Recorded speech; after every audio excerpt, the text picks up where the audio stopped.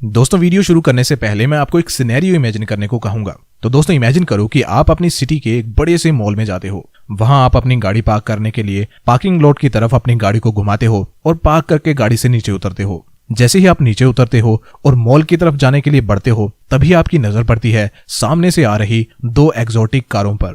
शहर में बहुत कम ऐसी महंगी और शानदार कारें हैं और वो इतनी शानदार हैं कि आपका मन उनको देखते ही उन पे आ जाता है। पहली कार है एक 10 करोड़ की रोल्स रॉयस फैंटम, एक बड़ी सी स्पेशियस और लग्जरी कार। आपको वो गाड़ी इतनी मस्त लगती है कि आप उसे एकटक आते हुए देखे जा रहे होते हो। तभी वो गाड़ी एकदम आपके सामने आके खड़ी हो जाती है और गाड़ी में से गाड़ी का ड्राइवर बाहर निकलता है, गाड़ी के पैसेंजर डोर को खोलता है, टिपिकल रोल्स रॉयस के कस्टम्स को फॉलो करता हुआ। अब आपकी एक्साइटमेंट और बढ़ जाती है और आप देखना चाहते हो कि इतनी महंगी गाड़ी का ओनर आखिर होगा कौन। अब बेसब्री से इंतजार कर रहे होते हो गाड़ी के मालिक के बाहर आने का। तभी आप देखते हो कि ड्राइवर ओनर को अपने हाथ का सहारा देते हुए उन्हें बाहर निकालने की कोशिश करता है। ओनर लड़खड़ाती हुई टांगों के साथ बाहर निकलता है और एक लाठी का सहारा लेकर खड़ा हो जाता है। वो देखने में एक 70-80 साल का बूढ़ा आदमी होता है।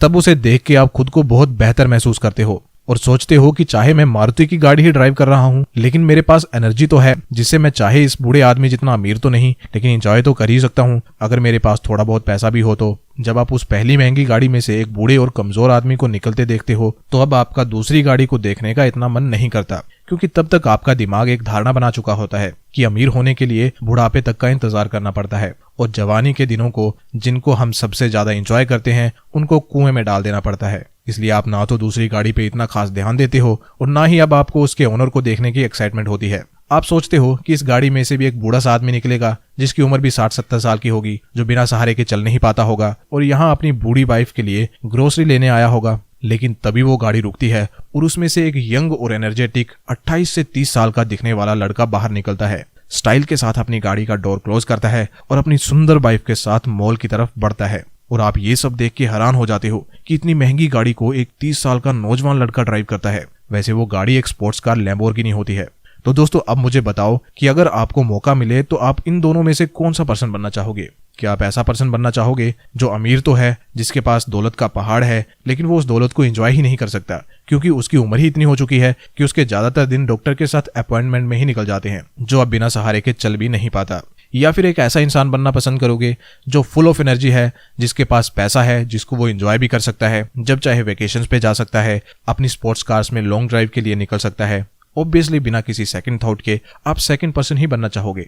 लेकिन दोस्तों हम तो काफी समय से सुनते आ रहे हैं कि अगर हमें अमीर बनना है तो हमें सेव करना चाहिए, फिर उसे लॉन्ग टर्म के लिए किसी एफडी या बॉन्ड्स में इन्वेस्ट करना चाहिए ताकि हम 70-80 साल के होने पर अमीर बन सकें। फिर मैं ऐसा किस बेसिस पे कह रहा हूं कि हमें अमीर होने के लिए बुढ़ापे का इंतजार नहीं करना पड़ेगा? तो दोस्तों ऐसा मैं नहीं कह रहा, ऐसा कहना है मिलियनेयर फास्ट लेन बुक के ऑथर एमजे डिमाको का। मिलियनेयर फास्ट लेन बुक इस बात पे फोकस किया गया है कि हम जल्दी कैसे फाइनेंशियली फ्री हो सकते हैं, जिसे कि मैंने रिसेंटली सुना हमारे देश के एक leading audio book platform Kuku FM पर। और अगर आप भी चाहें तो मेरी ही तरह मिलियनेयर फास्ट लेन और इसकी जैसी और जितनी भी फाइनेंशियल बुक्स हैं उन्हें कुको एफएम के प्लेटफॉर्म पर सुन सकते हैं और अपने नॉलेज को बढ़ा सकते हैं। और इतना ही नहीं, इस ऐप पे सेल्फ हेल्प, फाइनेंस और फिक्शनल बुक्स के 1000 आवर्स से ज्यादा का कंटेंट अवेलेबल है ऑडियो फॉर्म में। तो अगर आप भी चाहते हैं मिलियनेयर फास्ट लेन जैसी बुक को पढ़ के जल्दी अमीर बनना, तो अभी इस ऐप को डाउनलोड करें। इसे डाउनलोड करने का लिंक मैं डिस्क्रिप्शन में दे दूंगा। और अगर आप INVR50 कूपन कोड को यूज करते हो तो आपको 50% का डिस्काउंट मिलेगा।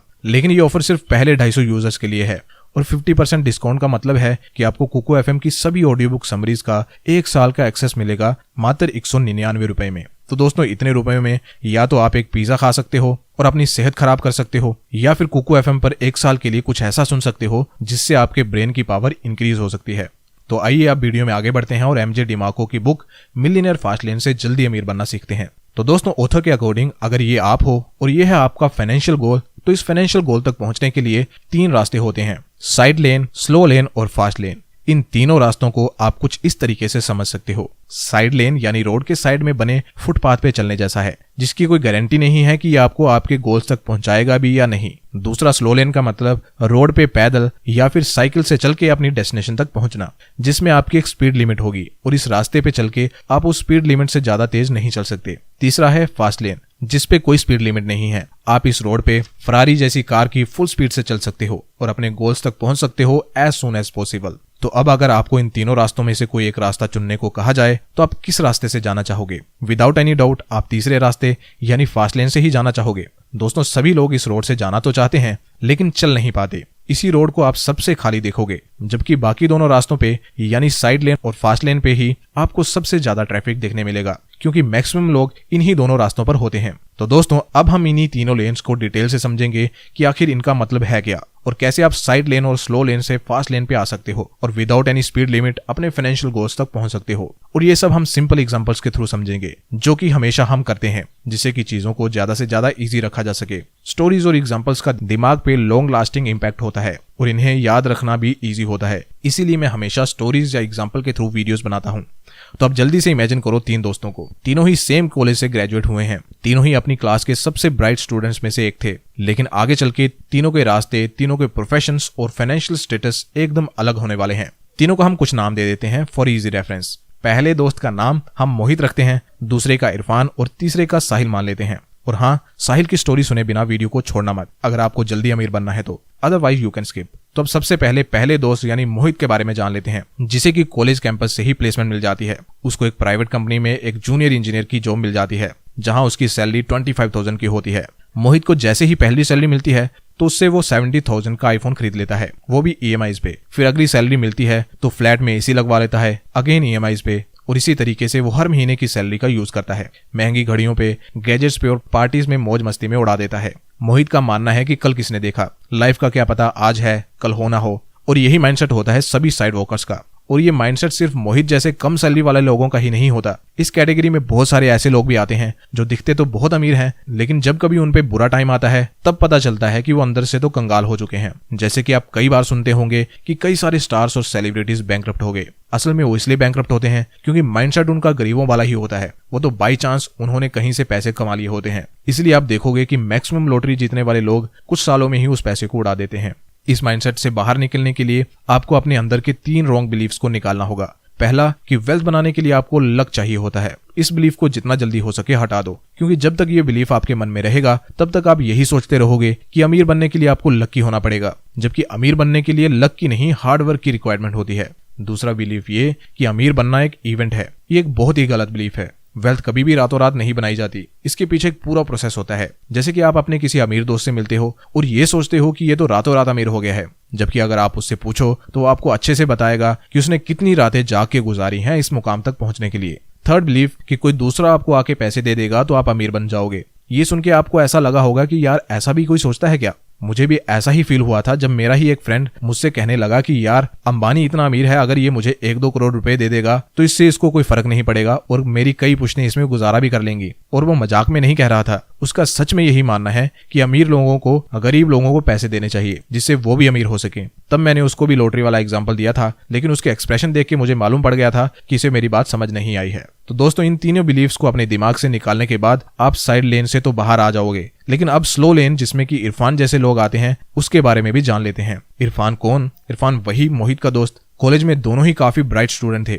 लेकिन इरफान का माइंडसेट मोहित से अलग था। जहां एक तरफ मोहित बिलीव करता था पैसे खर्च करने में, वहीं इरफान बिलीव करता है पैसे सेव करने में। कॉलेज से निकलने के बाद इरफान गवर्नमेंट एग्जाम की तैयारी करता है, उसे एक सिक्योर गवर्नमेंट जॉब मिल भी जाती है। इरफान की सैलरी 40,000 है और वो अपनी सैलरी का मेजर अमाउंट सेव करता है क्योंकि वो सेफ्टी और सिक्योरिटी में बिलीव करता है। इरफान अपनी जरूरतों को कम से कम रखता है ताकि वो ज्यादा सेव कर सके। इरफान कुछ सेफ इन्वेस्टमेंट्स जैसे बैंक FD और गोल्ड में अपने पैसों को इन्वेस्ट करता है और उसको उम्मीद है कि वो 60-70 साल की उम्र में फाइनेंशियली फ्री हो जाएगा। वैसे इरफान का रास्ता मोहित के रास्ते से काफी सेंसिबल है, लेकिन ये फिर भी बेस्ट वे नहीं है, क्योंकि 60-70 साल की उम्र में अमीर बनने का क्या मतलब। वैसे उस उम्र में भी फाइनेंशियली फ्री होना बड़ी बात है, लेकिन उसके लिए अपनी जरूरतें भी पूरी ना कर पाना और हर चीज के लिए कंजूसी कर करके जीना सिर्फ इसीलिए कि आप बुढ़ापे में अमीर हो पाएं, ये बात बिल्कुल भी सेंस नहीं बनाती। वैसे आपको सभी मिडिल क्लास लोग इसी लेन पे दिखेंगे, यानी स्लो लेन पे, क्योंकि शुरू से ही एक मिडिल क्लास आदमी का माइंडसेट यही बनाया जाता है कि तुम्हें स्कूल में अच्छे मार्क्स लाने चाहिए, फिर एक अच्छी डिग्री करनी चाहिए जिससे तुम्हें एक अच्छी और सिक्योर जॉब मिल सके,